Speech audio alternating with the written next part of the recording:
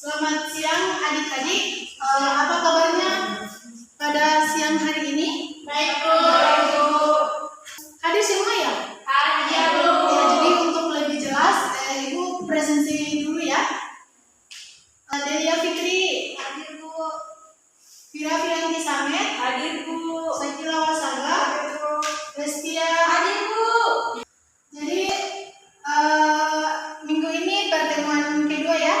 Ya, hadir, Bu. Jadi kita akan mempelajari materi tentang mengulas karya fiksi. Jadi yang dipilih yaitu karya fiksi yang berupa cerpen. Jadi cerpen itu sendiri adalah cerpen ini juga biasa disebut dengan cerita pendek.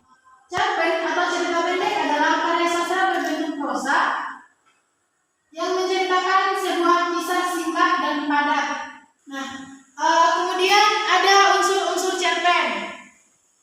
Jadi unsur-unsur cerpen itu sendiri terbagi atas dua. Satu ada unsur intrinsik cerpen dan unsur ekstrinsik.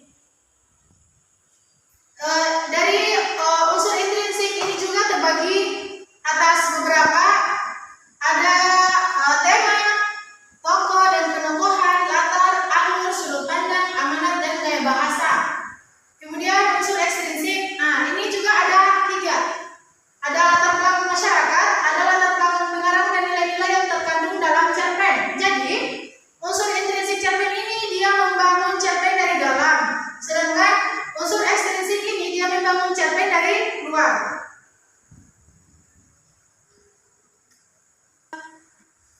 Jadi, di sini Ibu akan menyuruh adik-adik untuk membaca cerpen yang berjudul Ketika Laut Marah karya Widya Suwarna. Nah, kemudian adik-adik bisa menentukan unsur intrinsik dan unsur ekstrinsik yang terdapat dalam sebuah cerpen. Setelah itu, kita bagi kelompok saja ya. Kita bagi kelompok 4 kelompok, dalam satu kelompok terdapat 2 orang. Jadi di situ nanti satu atau ketua yang akan maju di depan untuk menguraikan satu persatu apa saja unsur intrinsik dan unsur ekstrinsik yang terdapat pada cerpen. Oke. Sebelum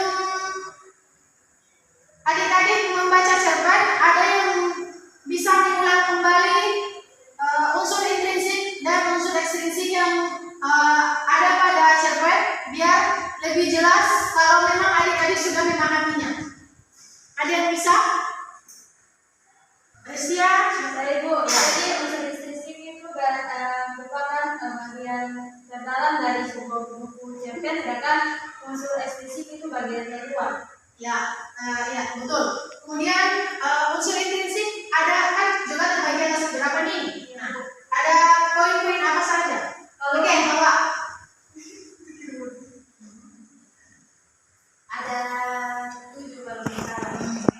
Ada Sebutkan. tema, Ya. tokoh atau penokohan, alur, latar, sudut pandang, amanat, gaya bahasa. Ya, siapa yang bisa menyebutkan unsur ekstrinsiknya? Ekstrinsiknya. Pesan dulu. Unsur ekstrinsik, latar belakang masyarakat, Ya. latar belakang pengarang, sama satu tadi apa? Ya, cukup. Berarti setelah Ibu lihat adik-adik bisa menyebutkan unsur intrinsik dan unsur ekstrinsik, Ibu yakin pasti adik-adik sudah